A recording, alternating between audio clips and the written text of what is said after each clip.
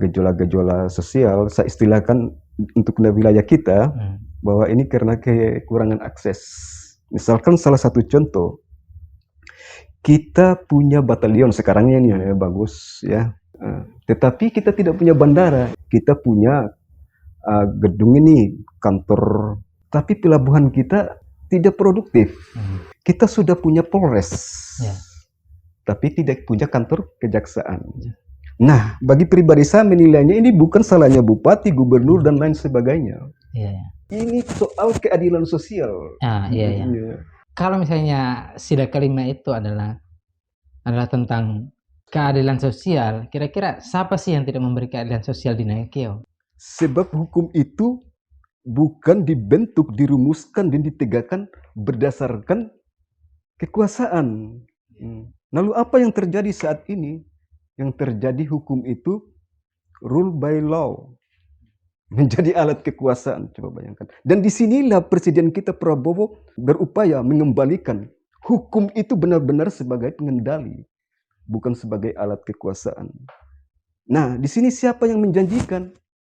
Yang menjanjikan itu Undang-Undang Dasar tahun 1945, di mana di pasal 33 ayat 3 menjelaskan. Selamat datang di podcast Dimensi Indonesia. Kadang serius, kadang bercanda, kadang gak jelas tapi selalu ada makna. Berguna atau tidak, yang penting omong dulu. Berguna atau tidak, yang penting ada orang dalam. Selamat datang kembali di acara Yang Penting Omong Dulu. Berguna atau tidak tergantung orang dalam, karena perubahan itu masih dipegang para lansia yang tak rela pensiun dini. Bersama saya Rogal Muhammad, inilah Dimensi Indonesia. Saat ini tamu kita adalah seorang astronot, seorang penari balet, dan juga berprofesi sebagai seorang pemburu koruptor. Apakah itu benar? Kita tanya langsung. Bagaimana kabar Abang? Sehat? Alhamdulillah sehat. Tapi malam ini saya lihat lebih cerah, lebih tampan daripada kemarin. Kayaknya ini cahaya dari studio Dimensi Indonesia ini yang memberikan aura yang hidup. Seperti Jadi kemarin mati. Iya, kayaknya redup kemarin ya.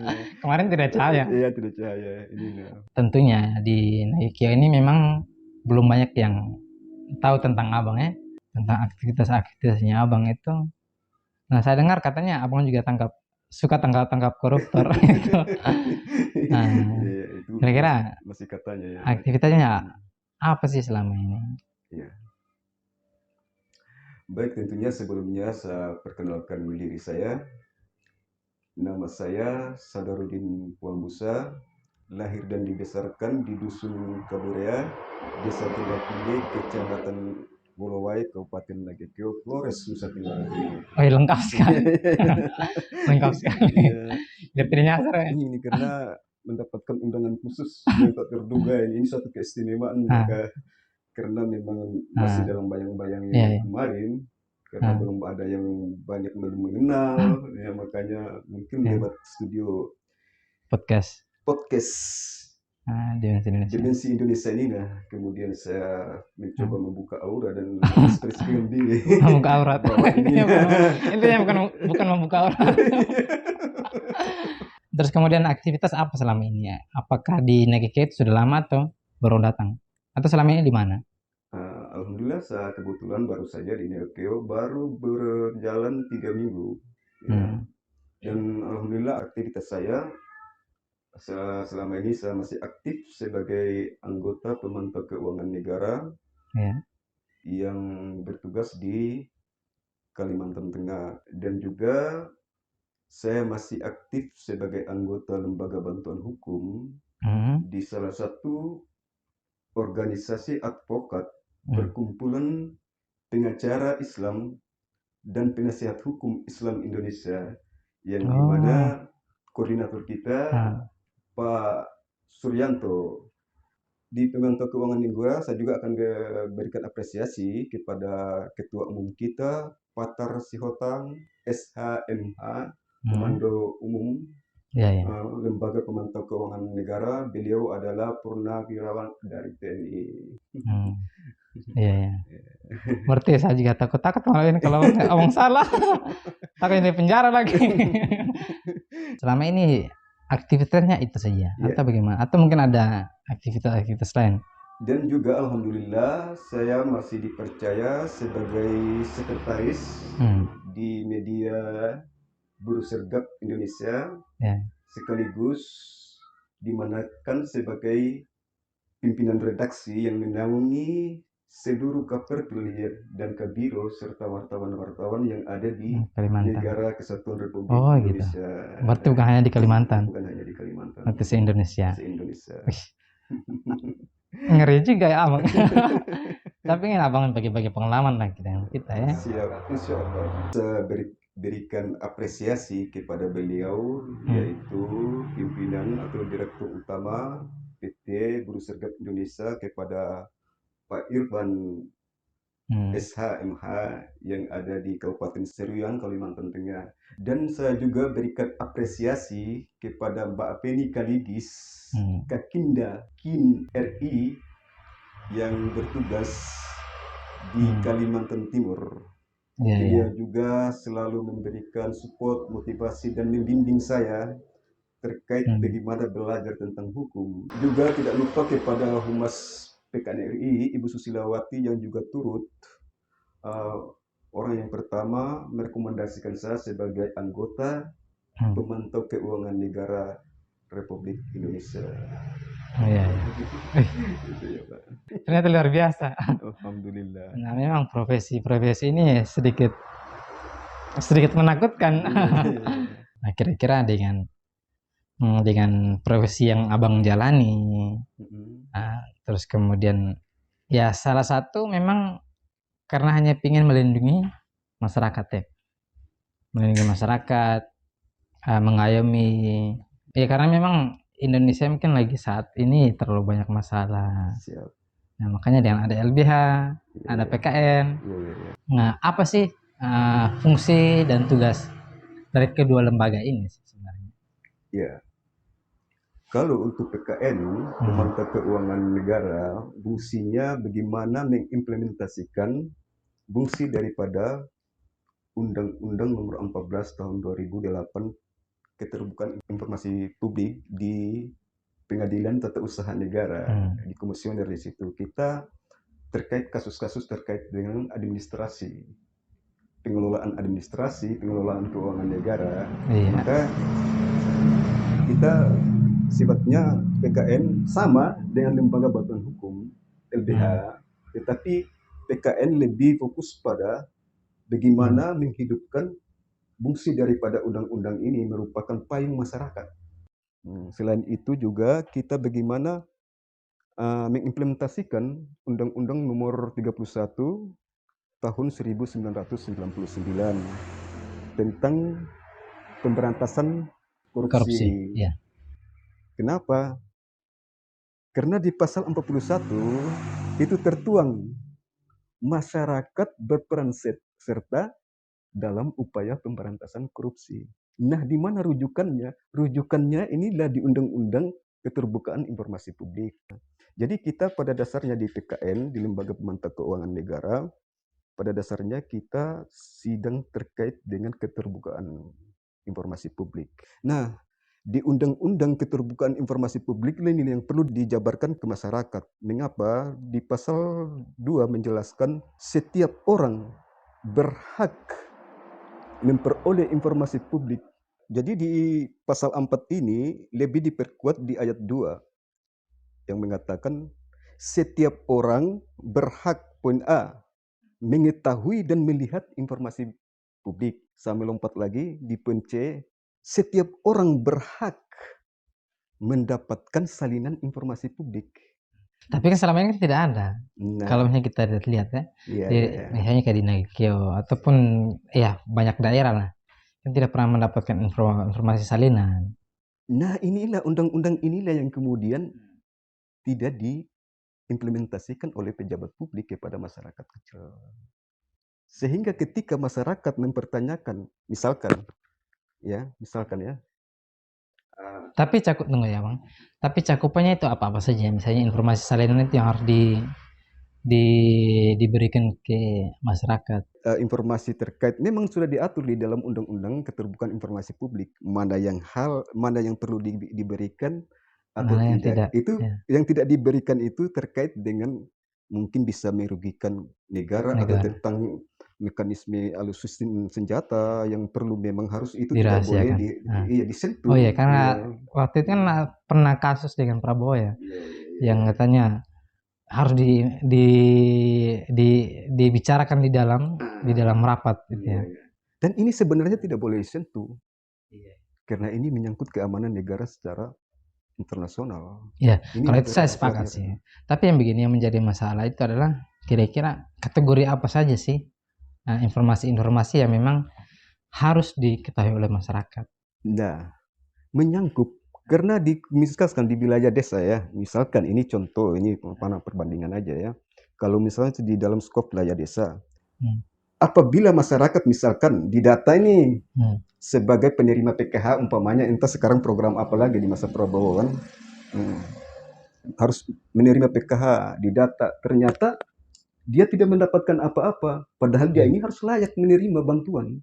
Untuk PKN itu apakah dia juga punya hak untuk menangkap seseorang, kayak koruptor gitu? Sangat punya hak. Jangankan masyarakat, dan memang perlu kita ketahui juga masa PKN ini adalah perkumpulan masyarakat pemantau keuangan negara. Kemudian menggunakanlah Undang-Undang Keterbukaan Informasi Publik dan Undang-Undang 31 tahun 1999 tentang pemberantasan korupsi, di mana di pasal 41 menjelaskan peran serta masyarakat dalam upaya pemberantasan korupsi. Saya sebenarnya masih penasaran sih dengan PKN. Status PKN itu seperti apa? Apakah diakui negara atau sama seperti KPK? Ya, status PKN suatu lembaga independen di bawah naungan SK Menkumham, ya statusnya independen. Kalau memang terkait dengan kesamaannya memang sudah berbeda karena KPK sudah menjadi lembaga lembaga resmi negara gitu. Ya, dia kan salah satu lembaga resmi negara. Ya. Kalau untuk PKN sifatnya masih independen, sama seperti sebelumnya KPK juga masih independen karena sering membuka kasus-kasus membantu negara. Ini kiprahnya, prestasinya ini kemudian diakui oleh negara bahwa ini juga salah satu lembaga yang bisa dihadirkan ke dalam tata kelola pemerintahan Negara Kesatuan Republik Indonesia. Oh gitu ya. Nah terus kemudian untuk PKN sendiri itu dia menyebar ke seluruh Indonesia atau hanya di wilayah tertentu? Dan PKN sebenarnya sudah menyebar ke seluruh wilayah. Jadi yang menariknya Bung, di tahun 2019 itu sebenarnya PKN sudah ada di Kabupaten Nagekeo. Iya. Waktu itu bersamaan dengan COVID, saya mendapat telepon langsung dari Humas PKN RI. Entah di mana dia temukan nomor HP saya, kemudian saya itu direkrut untuk gabung di Nagekeo. Untuk gabung di Nagekeo sebagai anggota PKN pusat. Dan mewakili sebagai ketua umum pemantau keuangan negara di Kabupaten Nagekeo. Nah, dalam perjalanan ketika saya ingin mengangkat sebuah kasus, ya PKN pada dasarnya mengangkat kasus-kasus sederhana aja, mulai dari sekolah, mulai dari desa, yang sederhana-sederhana, apa yang masyarakat keluhkan. Itulah sebagai senjata utama PKN. Bahkan apa yang kita lihat, kita pertanyakan administrasinya sejauh mana. Tapi waktu itu 2019 ya. 2019 sudah dibentuk PKN, tapi kenapa kayak redup, tidak terdengar begitu? Nah, di salah satu sisi saya perlu akui karena basis saya bukan di dunia hukum, di bidang hukum maksud saya. Dan kedua waktu itu kita masih belajar dan yang paling fatalnya terbentur dengan kondisi kesehatan saya karena saya mau Hmm. ingin mengangkat kasus besar. Yang menariknya ketika itu Ya, Ketua Umum kita Pak Tarsihostang SHMH Hmm. nah, sebenarnya harus langsung terjun Hmm. kena GKO ini. Namun ada persoalan yang mendasar. Dia pertanyakan di mana, apakah ada bandara di Bai? Baik. Saya bilang nggak ada Pak, tapi saya ralat dulu. Saya katakan siap komandan, saya bilang begitu. Tetap buat laporan ke pusat. Tetap laporan kita masuk ke pusat. Iya. Dan kedua yang menjadi persoalan itu saya memang ekstra kerjanya karena anggota saya semuanya itu tidak siap mentalnya. Iya. Pastinya karena takutnya diancam. Disuangi. Makanya apa kata komandan kita? Kalau berani jangan takut, kalau takut jangan berani. Jangan berani. Iya, saya setuju. Itu motonya. Tapi untuk sekarang kan tidak aktif lagi atau bagaimana? Tidak aktif. Nah untuk Nagiko untuk sementara memang masa transisi. Ya surat tugasnya sudah memang surat tugas kita tuh setahun sekali terus kita diperpanjang terus. Nah ketika saya menghadapi musibah ayah saya meninggal, kemudian putus komunikasi baik dengan humas maupun dengan ketua kita, komandan kita, itu karena memang saya masih terbawa oleh perasaan suasana duka yang dalam kan, karena memang saya terkadang dipengaruhi oleh biasanya masyarakat isu-isu bukan masyarakat isu yang bawa ini karena membawa sesuatu yang memang sangat berpengaruh berpotensi bahkan akan dibunuh orang ketika itu. Tapi apa kata kamu Pak, jangan takut, kalau seandainya orang akan bunuh saya di Jakarta pun orang sudah bunuh saya. Sepanjang kamu paham aturan hukum dan undang-undang jangan takut, kalau berani jangan takut, kalau takut jangan berani, tetap maju. Putus komunikasi beberapa tahun ya, dari tahun 2020, 2021, 2 tahun. Nah ketika kemudian saya berada di Jakarta, bertepatan saya waktu itu di Bekasi. Nah humas ini ternyata ketua umum dan humas pemantau keuangan negara Ibu Susilawati selalu memantau pergerakan. Disitulah karena mereka ingin mengontrol apakah mereka ini menyalahgunakan nama PKN. Ternyata tidak. Iya, ternyata masih bersih loh, nggak pernah mau minta itu maksudnya tidak pernah terima sanggahan itu. Nggak pernah kata Mbak Beni, nggak pernah Mbak Beni Kaligis mengatakan nggak boleh cawe-cawe. Harus bersih, jaga undang-undang. Nah satu lagi nih ya Bang, yang masih penasaran. Siap. Untuk PKN, untuk PKN kira-kira ada tidak, atau khusus abang sendiri nih ya, khusus abang sendiri kira-kira pernah tidak tangani kasus-kasus besar? Ya pernah. Ya salah satunya kita PKN itu bagaimana mengembalikan hak masyarakat. Salah satunya seperti di Kalimantan Tengah kemarin, saya kan kebetulan baru pulang ini dari Kalimantan ini baru berjalan 3 minggu, dan sebenarnya saya diminta kemarin Pak Ketua kita, Komandan kita Pak Patar Siotang SHMH melalui Humas Pemantau Keuangan Negara Ibu Susilawati sudah menyediakan tiket pesawat seharusnya ya, karena ini dalam beberapa hari lagi itu harus mengikuti sidang. Sidang terkait pembebasan lahan 20% ya dari perusahaan milik masyarakat yang selama ini kan tertutup secara administrasi, sehingga masyarakat memang secara legalitas punya kuasa bahwa milik mereka, hak milik mereka, tetapi sistem administrasi ini terkait dengan nominal inilah yang kemudian masyarakat itu di antara memiliki atau tidak. Dari sinilah alhamdulillah PKN kita berikan input ke pusat, ini yang masyarakat keluhkan, ini yang masyarakat keluhkan, maka kemudian kita diberikan surat permohonan informasi publik kepada pejabat-pejabat yang berwenang terkait dengan lahan tersebut, dan alhamdulillah. Silakan minum dulu ya. Saya lihat abang sudah capek. Ini. Kita rokok dulu ya Bang. Iya, siap.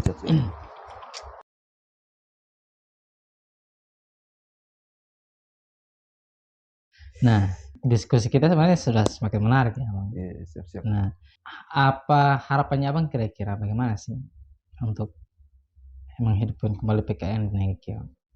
Apakah ada harapan atau tidak? Dan itu merupakan tanggung jawab yang harus bagaimana PKN kembali hidup di Kabupaten Nagekeo ini. Makanya abang datang ke sini.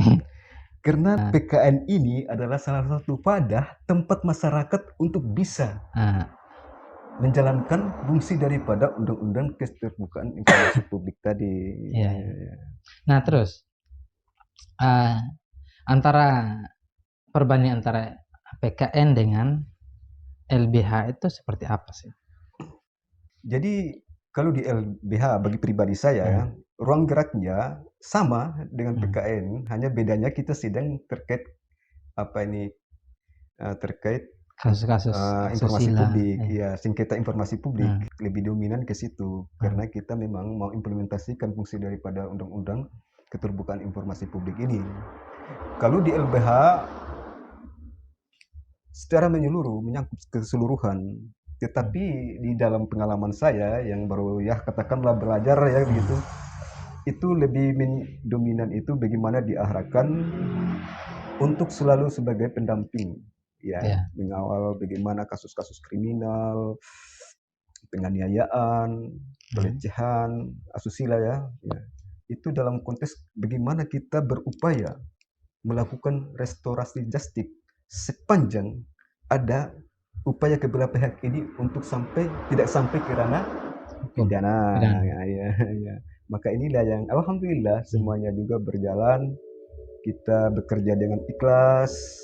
Jadi sifatnya bagi pribadi saya sifatnya selalu melakukan restoratif justis, selalu mengembalikan ke perdata daripada ke pidana, supaya konflik sosial ini walaupun memang tetapi bagaimanlah berupaya itu kita lakukan dan alhamdulillah kita mengawal klien kita dan kita melakukan restoratif justis tidak berpihak kepada siapapun, korban maupun pelaku, semuanya kita kumpul datanya di mana yang perlu kita bisa melakukan upaya-upaya ini bisa masuk ke perdata, kita upayakan itu sehingga kita melihat kalaupun tidak sampai ke perdata langsung ke pidana, tetap kita harus imbang memposisikan kasus ini diletakkan pada kedudukan yang sama walaupun misalkan pelaku memang melakukan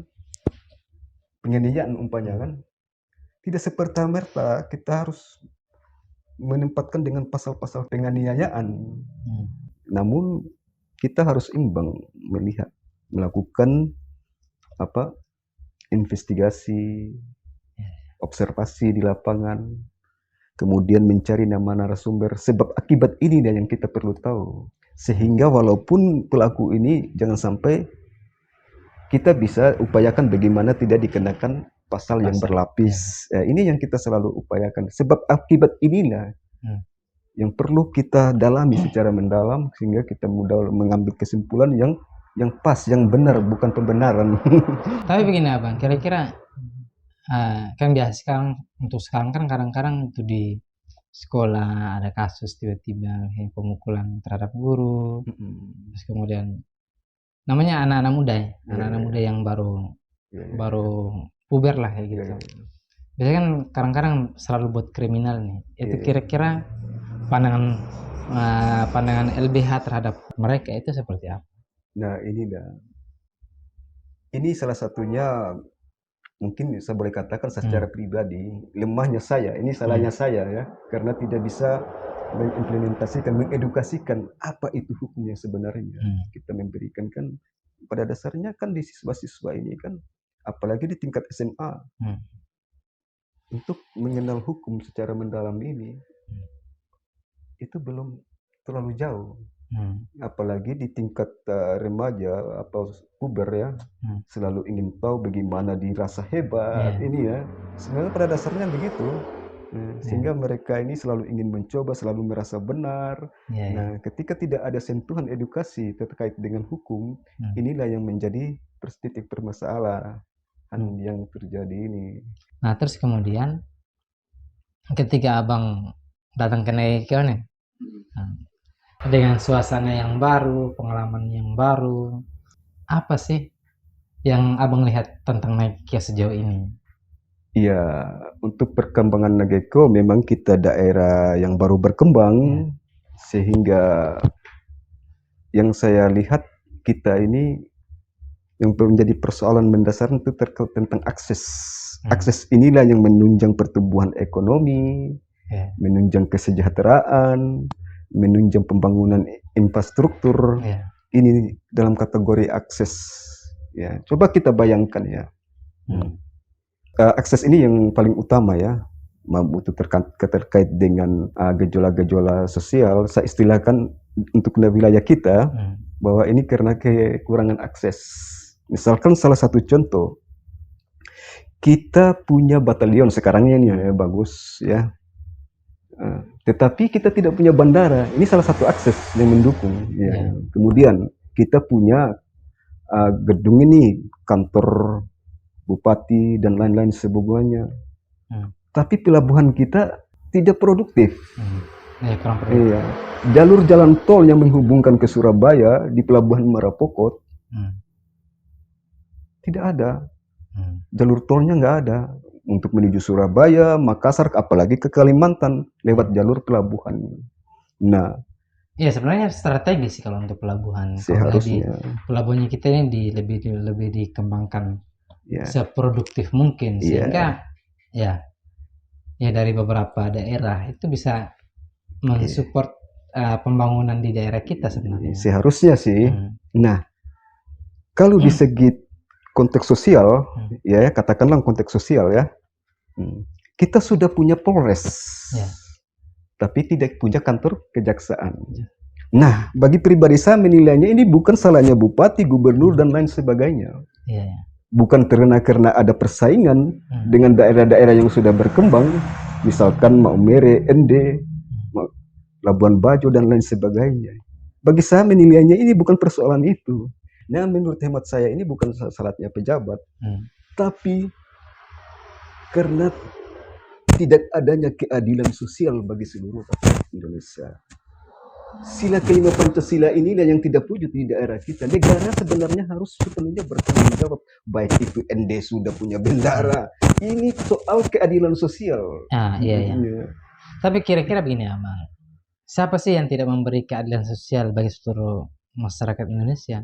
Kalau misalnya sila kelima itu adalah tentang keadilan sosial, kira-kira siapa sih yang tidak memberi keadilan sosial di Nagekeo? Nah, inilah yang sedang diperjuangkan oleh Bapak Presiden kita Republik Indonesia Prabowo Subianto.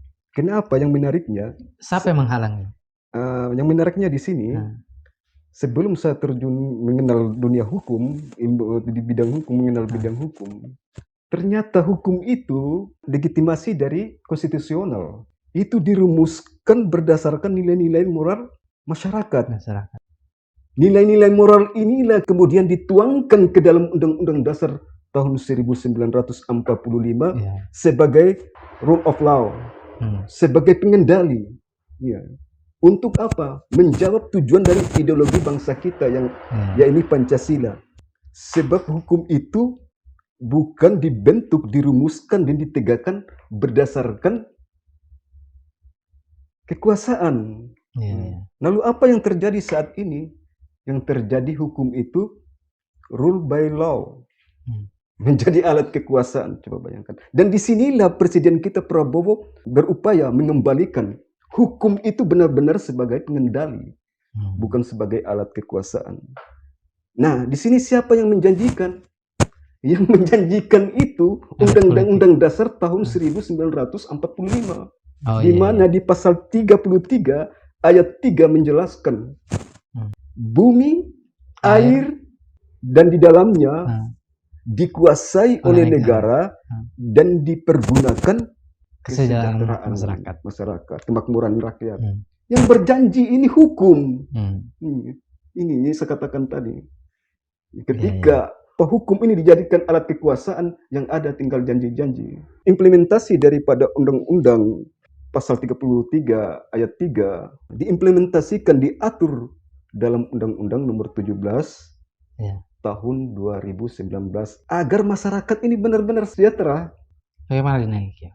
Nah, di Nagekeo inilah seperti yang kembali ya kita melihatnya. Saya berharap dengan adanya dimensi Indonesia Dimensi ini Indonesia. menjadi ruang terbuka untuk menyampaikan informasi dari sudut kota yang ada di Provinsi Nusa Tenggara Timur, khususnya di Kabupaten Nagekeo. Kita perlu menyuarakan ini, bukan tentang persoalan karena kesenjangan sosial, bukan. Tetapi soal keadilan sosial bagi rakyat Indonesia. Ini yang kita harus suarakan dari sudut-sudut kota yang baru sedang berkembang. Karena di pusat sana tidak akan mengambil kebijakan-kebijakan ketika mereka melihat sudah maju dengan teknologi yang canggih. Mereka membuat satu rumusan-rumusan kebijakan yang kemudian tidak mengimbangi dengan situasi daerah-daerah yang baru berkembang. Dan ini Bung kita perlu suarakan. Tetapi saya sepakat Presiden kita Prabowo Subianto kita tetap harus dukung. Karena dia lagi berupaya untuk bagaimana mengembalikan hukum ini sebagai pengendali. Sehingga wujudlah tujuan daripada ideologi bangsa kita, yaitu Pancasila, kemanusiaan yang adil dan beradab, 5 keadilan sosial. Terima kasih telah mendengar diskusi kita yang hangat, dan ternyata narasumber malam hari ini bukan seorang astronot, tetapi seorang advokat yang gemar menangkap koruptor. Kemajuan Nagekeo tergantung dari pemerintah, masyarakat, beserta seluruh generasi muda untuk memajukan Nagekeo yang lebih baik. Terima kasih Abang sudah hadir malam hari ini. Semoga Sentral Media tetap jaya. Cukup sekian. Terima kasih. Salam hormat. Selamat datang di podcast Dimensi Indonesia. Kadang serius, kadang bercanda, kadang gak jelas tapi selalu ada makna. Berguna atau tidak, yang penting omong dulu. Berguna atau tidak, yang penting ada orang dalam.